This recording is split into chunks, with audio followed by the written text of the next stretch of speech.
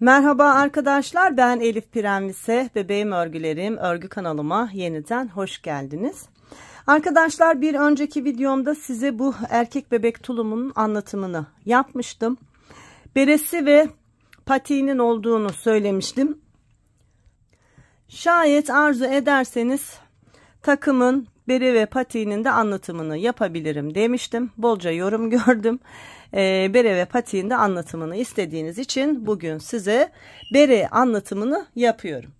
Yine tulumda kullanmış olduğum Alize Baby Best ipimi kullanıyorum. Bambu karışımı olan bir bebe ipi, yumuşacık, böyle 100 gram ve 240 metre uzunluğunda, renk numaram da 55. Arkadaşlar, eli sıkı olan arkadaşlar 4 milimetre, eli bol arkadaşlar 3,5 milimetre örgü şişi kullanabilirsiniz. Ben her örgümde misinalı şiş kullanıyorum. Düz şişlerle de örebileceğiniz bir model.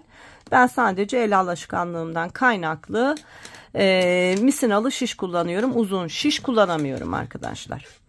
Evet, bere çalışmamda bakın sayalım: 2, 4, 6, 8, 10, 12, 14, 16, 18, 20, 22, 24, 26, 28, 30, 32, 34, 36, 38, 40, 42, 44, 46, 48, 50, 52, 54, 56, 58, 60, 62, 64, 66, 68 ilmekle beraber örgüme başladım ve tekli lastik çalışması yaptık.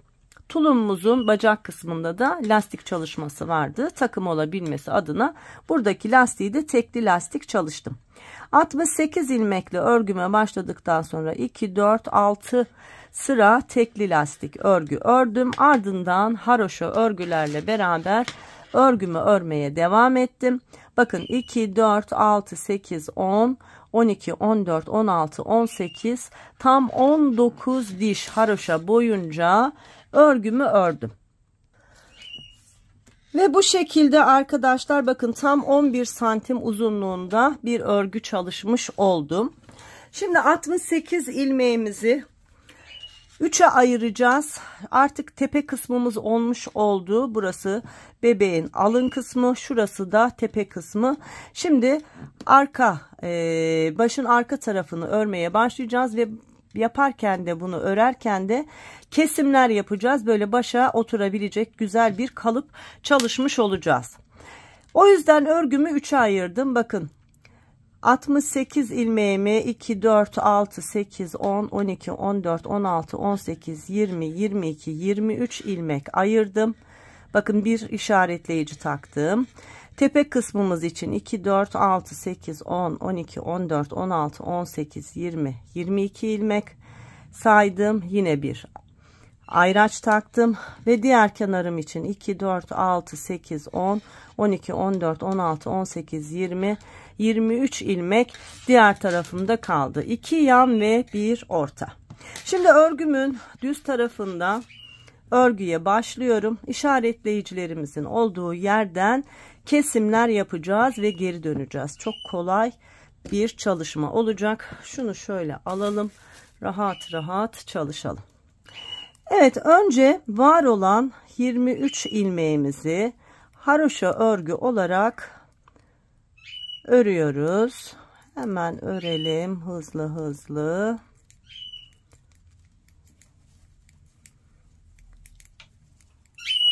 Gel Şakir, gel. Gel oğlum, gel. Kuşum beni arıyor arkadaşlar. Papağanım var evde, yalnızız ikimiz. O da beni arıyor. Evet, 23 ilmeğimi haroşa örgü olarak ördüm. Yani kenar kısmımı ördüm. Şimdi işaretleyicim burada. Devam ediyorum. 22 ilmek de tepe kısmımda vardı. Bu 22 ilmeğin tam 21 ilmeğini öreceğiz ve 22. ilmekle beraber kesime başlayacağız. Evet, yine haroşa örgülerle beraber var olan 22 ilmeğimden 21 ilmeğimi örüyorum. 20 ve 21. Bakın bu 22. ilmeğim. Şurası ayraçla ayırmış olduğum diğer yan kısmım. Şimdi 22. ilmek bu. Yandaki ilmekte bu.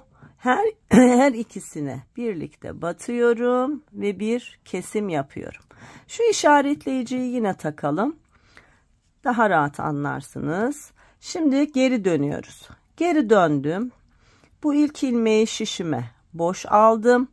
Bu birinci ilmeğim. Yine 21 ilmek sayıyorum. Bakın 1, 2, 3, 4, 5, 6, 7, 8, 9, 10, 11, 12, 13, 14, 15, 16, 17, 18, 19, 20, 21 ilmeği ördüm. Bakın 22. ilmeğim burada. Şimdi aynı şeyi yine burada yapıyoruz.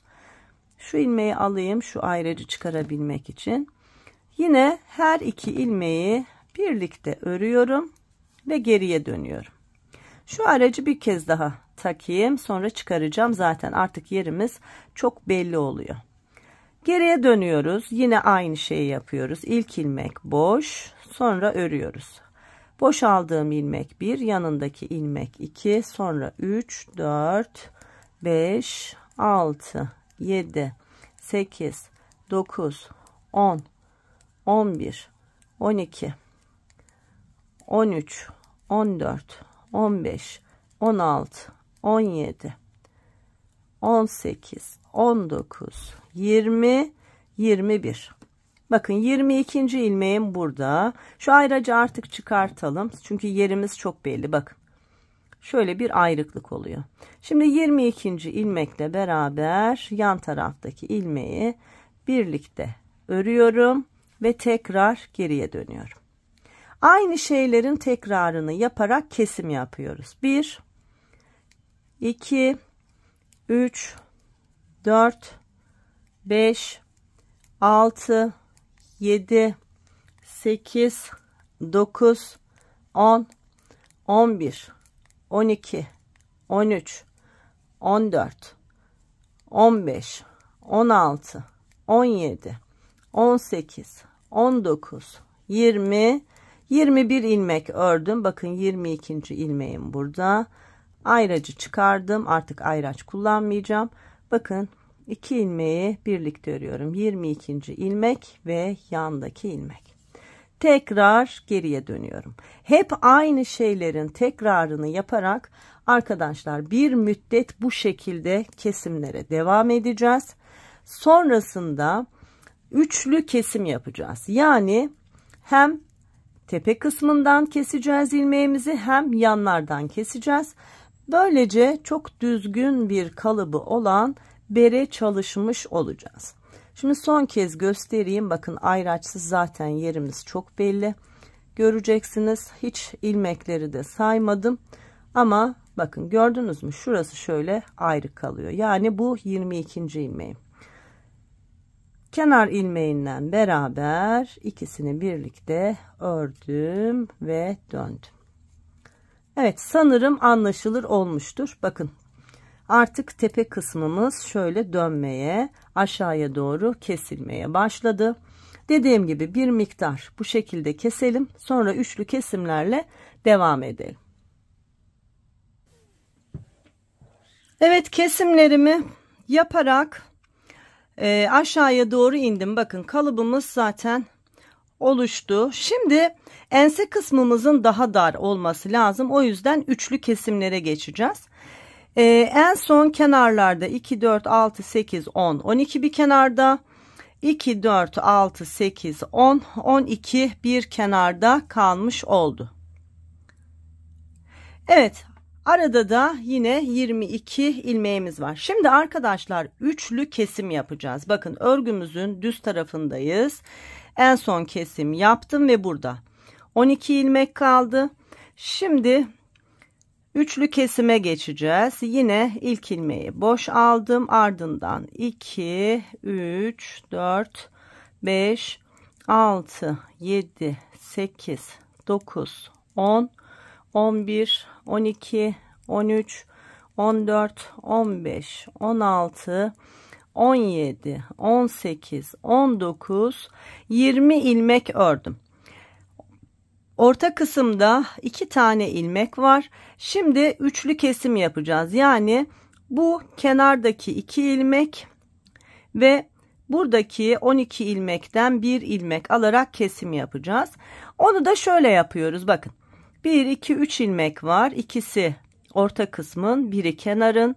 Yine aynı şekilde şöyle batıyorum 3 ilmeğin içerisine ve birlikte örerek kesiyorum. Şimdi burada 2, 4, 6, 8, 10, 11 ilmek kaldı. Şu orta kısmımızdaki 22 ilmekten de 1 ilmek kestik. Burada da 21 ilmek kaldı. Geriye dönüyoruz. Şimdi 19 ilmek öreceğiz.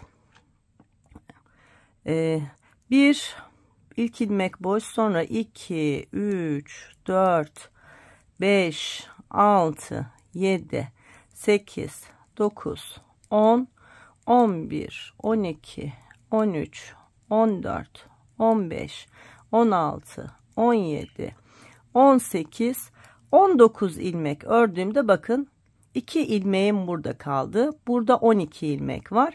Aynı şeyi buradan yapıyoruz. Bu 2 ilmekle şuradaki kenardaki ilmeği, yani toplamda 3 ilmeği birlikte örüyoruz ve geri dönüyoruz. Şimdi 11 ilmek sağda, 11 ilmek solda, şu ortada da 20 ilmek kaldı. Her kesimde artık birer ilmek her taraftan azalıyor.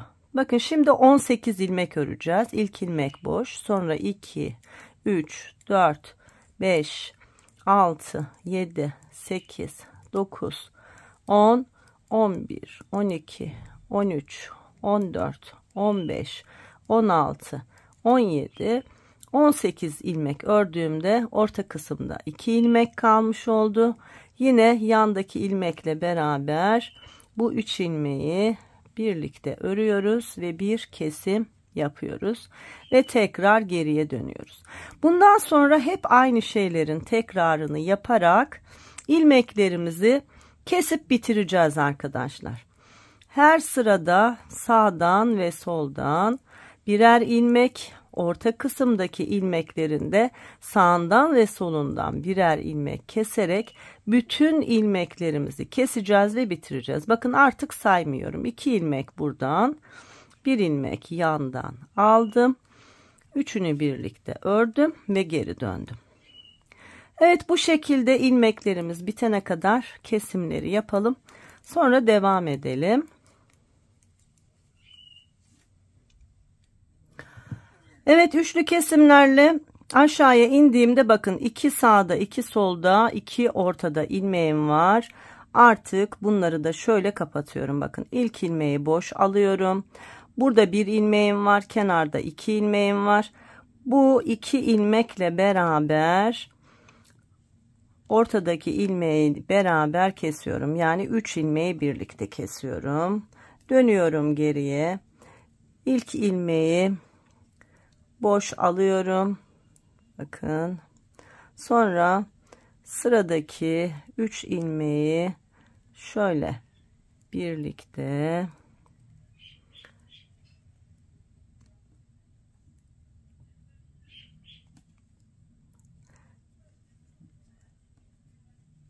örerek kesiyorum. 2 ilmek kaldı. Şu arkadaki ilmeği de üzerine geçiriyorum. Bakın ne kadar düzgün bir çalışma oldu. Şimdi ipimizi biraz uzun bıraktık ve kestik. Şöyle kalıbımıza bakalım. Bakın ne kadar güzel bir çalışma olmuş oldu. Şimdi arkadaşlar şu öndeki lastik çalışmasının aynısını bu arka kısma yapacağız ki arkayı toplasın. Onu da şöyle yapacağız. Şuralardan ilmek alarak, bunu tığla da yapabilirsiniz, şişle de yapabilirsiniz. Hangisi size daha rahat geliyorsa. Şimdi göz kararı, belli bir şeyi yok şu lastik kısımlarının. Ama haroşaların şu haroşa dişlerine batarak ilmek alabilirsiniz. Bakın bu şekilde. Her bir haroşa ucuna şöyle batıp ilmek alabilirsiniz. Bunu diğer lastiğin bitimine kadar bu şekilde yapalım. Evet, ilmeklerimi topladım. Toplamda kaç ilmeğim var hemen söyleyeyim. 2, 4, 6, 8, 10, 12, 14, 16, 18, 20, 22, 24, 26, 28, 30, 32, 34, 36, 38, 40, 42, 44, 46, 47 ilmeğim var. Şimdi başlayalım örmeye.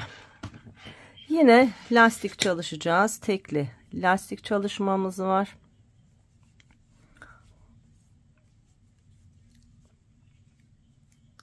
Şöyle bir düz bir ters örgülerle beraber lastiğimi örüyorum.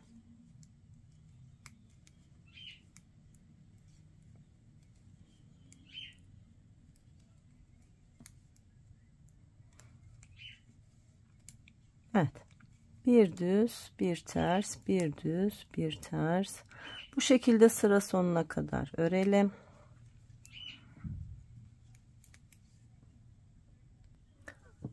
Evet, lastik örgülerle bakın sıramı tamamlamış oldum. Şimdi örgümüzün arka tarafında yine lastik örgü örüyoruz.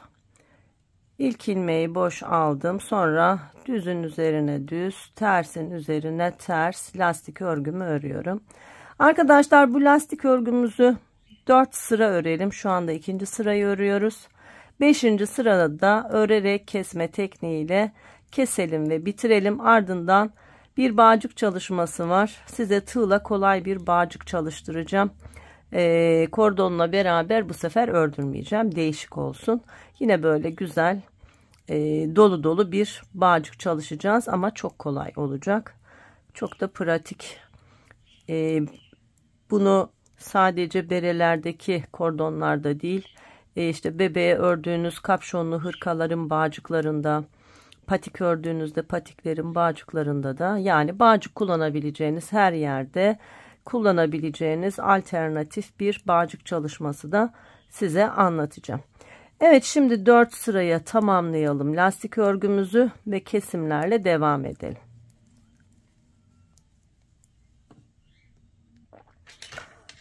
Evet, tam 4 sıraya bakın, 1 2 3 4 sıraya lastik örgümü tamamladım. Artık örgümüzü kesebiliriz.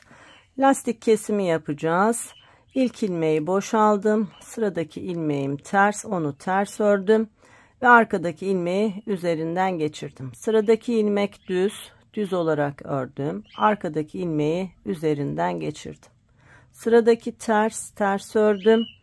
Arkadaki ilmeği üzerinden geçirdim. Yani düzleri düz örüp kesiyoruz. Tersleri ters örüp kesiyoruz arkadaşlar. Bu şekilde ilmeklerimizin tamamını şöyle biraz sıkıca keselim. Hep gevşek keselim, biraz esnek olsun diyorum ya. Burada tam tersini söylüyorum işte.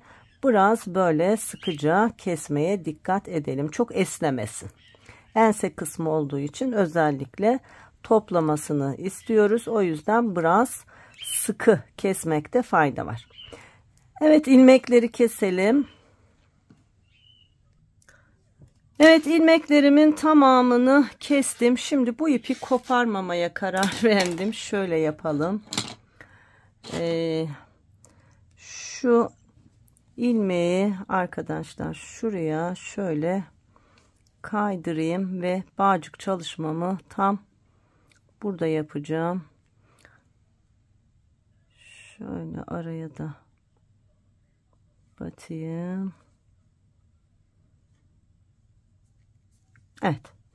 Şimdi bana 2 kat ip lazım bağcık çalışmamı yapabilmem için.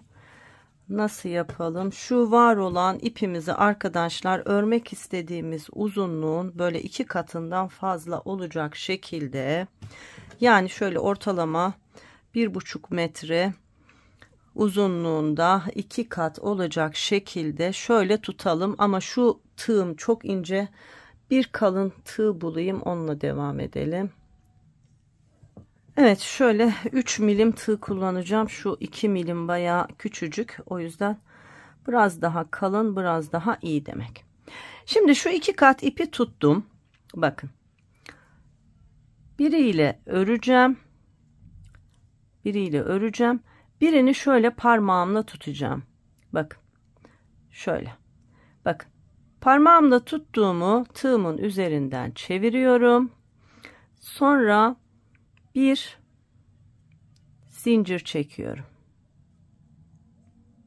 Şurayı da sonra kopartacağım.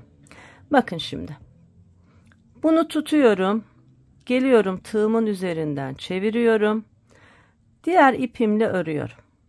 Bununla sadece çeviriyorum, diğeriyle örüyorum. Bakın bu kadar kolay. İstediğim uzunluğa ulaşana kadar bunu böyle çalışıyorum. Bakın böyle çok kolay. Hatta ben bunu öyle değil de şöyle yapıyorum arkadaşlar. El alıştıktan sonra bakın kendiliğinden tığımla çeviriyorum. Parmağımı hiç oynatmıyorum. Tığla önce bunun altına batıyorum, diğeriyle örüyorum. Bu kadar kolay.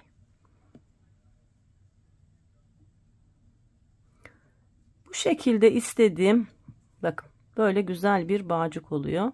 Bu şekilde istediğimiz uzunluğa ulaşana kadar, şöyle bağcığımız bağlanabilecek uzunluğa gelene kadar aynı şeyi tekrarlıyorum.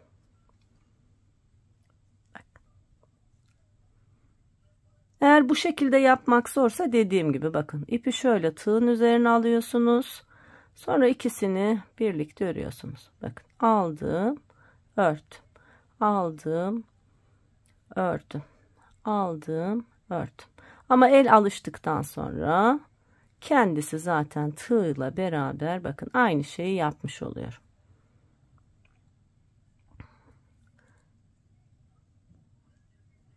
Bu kadar kolay.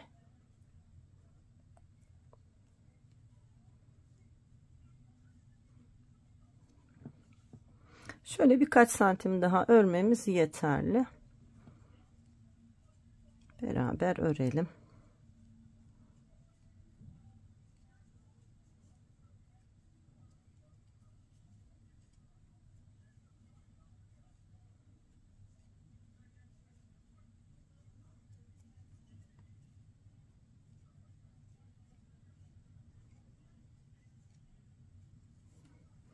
Evet, oldukça uzun bir örgü örmüş olduk. Bakın kapatırken de şöyle yaptım. Gördünüz mü? Düğümlendi. Geliyorum. Şöyle bir düğüm atıyorum. Ben bağcığın ucundaki düğümleri seviyorum. İsterseniz siz düğüm yapmak zorunda değilsiniz. Şöyle fazlasını da kesiyorum. Evet, bağcığımızın birini oluşturduk. Şimdi şurayı da düzeltelim. Buradaki ipimi de biraz uzun bırakarak kesiyorum. Sonra geliyorum. Buraya bağlıyorum. Bakın. Şöyle örgümün içerisine girip zincirle iyice sabitledikten sonra şuradan da sabitleyeyim. Evet, artık daha bu bağcığa bir şey olmaz. Şimdi burada örgümün içerisinden yürüterek ipimi biraz gizleyeceğim. Sonra fazlasını yine kesip atacağım. Evet, bakın fazlasını kestim, attım. Şu arka ortada bir kesim yapmıştık. Buradaki ilmeği de aynı şekilde bakın önce düğümleyerek sabitledim. Şöyle iyice sıkıştırdım. Ardından bakın burada haroşa dişlerimizin arasına şöyle tığımızla giriyorum ve yürütüyorum.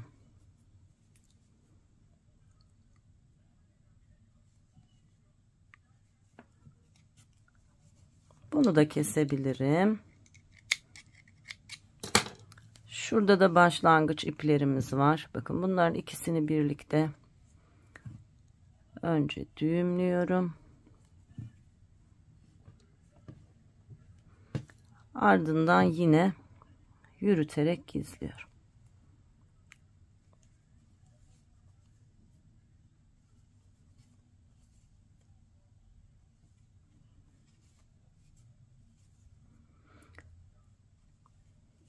Evet, bunu da temizledim. Şimdi bir bağcık çalışması da hemen burada yapacağız. Bu kez arkadaşlar şöyle yapalım. Orada ipi kesmemek için yaptık. Yine şöyle 1,5 metre kadar uzunlukta ipimi aldım. Bakın bu sefer ipin tam orta kısmından geliyorum. Bakın aynı hizası hemen burası. Buraya da şöyle batıyorum. 2 kat olacak şekilde bakın girdim. Hatta bunu birkaç kez tekrarlayalım. Şuraya da düzgün yerleşmiş olsun. Bakın. Battım, sabitledim. Yanına battım. Burada da sabitledim. Şimdi ipi ikiye ayırıyoruz. Bir tanesiyle öreceğiz. Bir tanesini dolayacağız. Önce örecek olduğum ipi ayarladım. Bu da dolayacak olduğum. Yine şu tığımı değiştireyim. Bu ince tığ. Bakın. Doladım. Diğeriyle ördüm. Doladım. Diğeriyle ördüm. Doladım. Ördüm. Doladım. Ördüm. Doladım. Ördüm. Evet, bu şekilde bağcığımızı yapalım. Yine aynı kapattığım şekilde kapatalım. Sonra beremizin kulakları var arkadaşlar. Takımın beresi böyle kulaklı güzel bir bere. Basit bir kulak çalışması yapacağız ve böylece beremizi de tamamlamış olacağız. Evet, bitirelim, sonra kulakla devam edelim. Arkadaşlar, ikinci bağcık çalışmamı da bitirdim. Son olarak isteyen, arzu eden arkadaşlar modelin orijinalinde beremizin kulağında şöyle bir kulak çalışması var. İsterseniz bu kulak çalışmasını yapabilirsiniz. Bu da çok kolay bir çalışma. Ne yaptım? Şu başlangıç ipimi biraz uzun bıraktım ve 20 ilmek şişime attım. Toplamda 2, 4, 6, 8, 10, 12, 14 diş haroşa boyunca böyle bir dikdörtgen örgü ördüm. Sonra şöyle ipimi dikiş yapabileceğim kadar yine uzun bıraktım. Şimdi kulak çalışması yapacağız. Önce başlangıç kısmında uzun bırakmış olduğum ipimle bir kenarı dikeceğim. Sonra diğer ipimle diğer kenarı dikeceğim. Bakın, örgüyü şöyle ikiye katlıyorum. Şu uçlardan birleştirerek yukarıya doğru dikişimi yapıyorum. Evet, uçları birleştirdik. Sonra zaten haroşa dişlerimiz burada. Bir sağdan bir soldan haroşa dişlerini hiza alarak bu kenarı birleştiriyorum.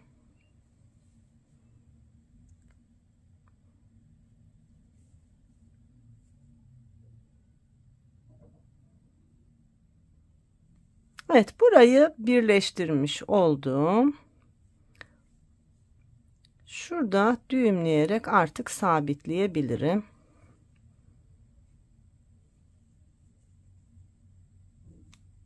Evet, düğümledim ve sabitledim. Burası içeride kalacak. Ama buna rağmen şöyle ipimizi yürütelim. Temiz bir çalışma olmuş olsun. Bu kenarı çalıştık ve bitirdik. Şimdi diğer tarafta aynı çalışmayı yapacağız. Uzun ipimizle birlikte. Yine iğnemize ipimizi geçirelim. Aynı çalışmayı bu kez bu taraftan yapıyoruz. Yine önce uçlarımızı birleştirelim.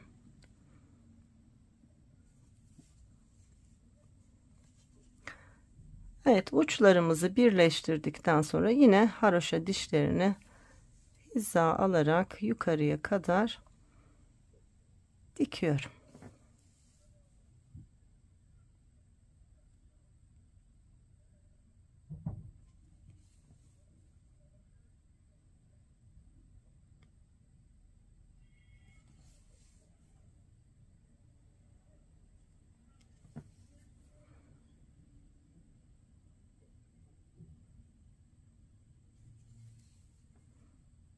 Evet, burada da dikişimi tamamladım. Burada da düğümledim. Fakat burada ipimi kesmeyeceğim. Ben ip kesmeyi sevmediğim için kesmeyeceğim. İsteyen arkadaşlar kesebilir. Ben ipimi aşağıya doğru yürütüyorum. Bakın. Aşağıya kadar ipimi yürüttüm. Bu şekilde. İpim esnek olacak şekilde buradan bunu düğümlüyorum ki biraz sonra çalışırken bu kısmı toplanmasın. Bakın böyle çalıştım. Sonra şöyle çeviriyoruz. Örgümüzün düz tarafı böyle oluyor. Kulağımızı da zaten şöyle katladığımızda bakın kulak olacak. Şimdi tekrar birleştirme yapacağız. Bu kez bu hizayı birleştireceğiz. Şöyle düzgün dikişlerle beraber birleştirmeye dikkat edelim. Çünkü burası artık görünecek olan kısım. Şöyle bir sağdan bir soldan ilmekleri yine karşılıklı hiza alıp bakın birleştiriyorum.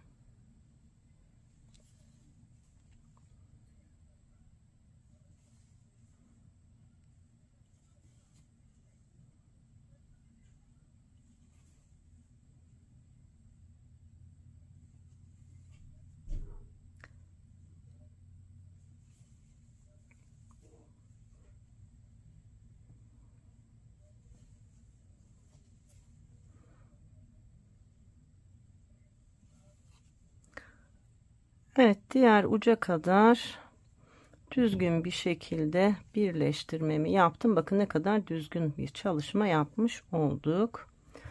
Tam uç kısmına kadar aynı şekilde devam ediyorum. Ve şurası uç kısmı. Şimdi arkadaşlar tekrar bir dikiş yapacağız. Yine şuradan bu kez şöyle bir dikiş yapacağız. Büzgü yapabilmemiz için ilmeklerin şöyle bir sağından bir solundan büzgü dikişi yapıyoruz. Yine diğer uca kadar bakın. Yine diğer uca kadar aynı şekilde çalıştım. Bu kez şöyle yapıyoruz. Artık kulağımıza şeklimizi veriyoruz. Bakın ne kadar düzgün oldu. Büzebildiğimiz kadar büzüyoruz. Çok ipe asılmayın arkadaşlar. İpinize çok asılırsanız ipiniz kopabilir. Evet, yeterince büzdükten sonra şimdi burada şöyle iyice sabitleyelim bunu. Sonra da artık beremize dikebiliriz. Evet, kulağımızı çalıştık. Bakın ne kadar düzgün bir kulağımız oldu. Şimdi kulağı nereye dikeceğiz? Bakın. Tam arka kesim noktamız var ya. Ördük ördük sonra eksiltmeye başladık. Şurası bakın tam köşe kısmı. Burası bizim başlangıç yerimiz. Şimdi önce kulağı şuraya şöyle oturtalım. Burası başlangıç. Bunu buraya iyice oturtalım. Burası tam birleşme yerimiz. Bakın kulak bu. Şunlar kulak kenarlarımız. Biz şu kulak kenarlarını dikeceğiz arkadaşlar. Şöyle yapacağız. Bakın hizamız bu belli. Hatta şöyle tutarsam daha rahat anlarsınız. Bakın şimdi ilmek hizası takip edeceğim. Sıradaki ilmek bu. Ona batıyorum. Sonra geliyorum kulağın kenarına. Geliyorum sıradaki ilmek bu. Sonra kulağın kenarına. Sıradaki ilmek. Sonra kulağın kenarına. Bu şekilde kulağın bir kenarını örgüyle birleştiriyorum. Bakın bu şekilde birleştirdiğinizde çok da düzgün bir görüntü elde etmiş olursunuz. Evet, yine geldim ve son olarak tam uç kısma geldim. Uç kısımda da yine birleştirdim. Bu uç kısma gelince arkadaşlar burada birleştirmeyi bir kez daha tekrarlamakta fayda var. Bakın yine birleştirdim. Şimdi bir kenar birleşti. Aynı şeyi diğer tarafa yapmamız lazım. Böyle çok yakın olacak şekilde. Bunu da buraya yapacağız. Hemen yanındaki ilmeği takip edebiliriz. Hatta aynı ilmeğe de dikebiliriz. Fark eden bir şey yok. Hemen şöyle yine yanında battım. Köşeden başladım. Şurası köşemiz. Bu köşeyi sağlam dikelim özellikle. Bir kez daha burayı şöyle yakından dikelim. Burası iyice otursun. Ardından devam ediyorum. Bakın sıradaki ilmek ve sıradaki ilmek hep haroşa dişlerin arasına aynı şekilde batarak tertemiz bir çalışma yapmış oluyoruz. Buradan ve buradan. Buradan ve buradan. Bakın yine uç kısma geldim. Buradan yine şöyle tam kenara denk gelecek şekilde yine battım. Şu arka kısımda bir sabitleme yapalım hemen şöyle. Evet, yaptık. Şimdi son kez ben şöyle bir şey yapıyorum. Bakın. Çeviriyorum iç kısmını. İç kısmını çevirdikten sonra bir de böyle dikiyorum. Ama hiç dikerken arkadaşlar örgüye zarar vermiyorum. Bir kenardan diktim. Bakın bereye battım. Sonra geldim. Diğer kulağın diğer tarafından diktim. Geldim bu taraftan bakın kulağa battım. Sonra bereye battım, diktim.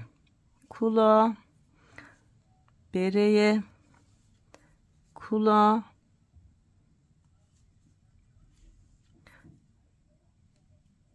bereye, kulağa.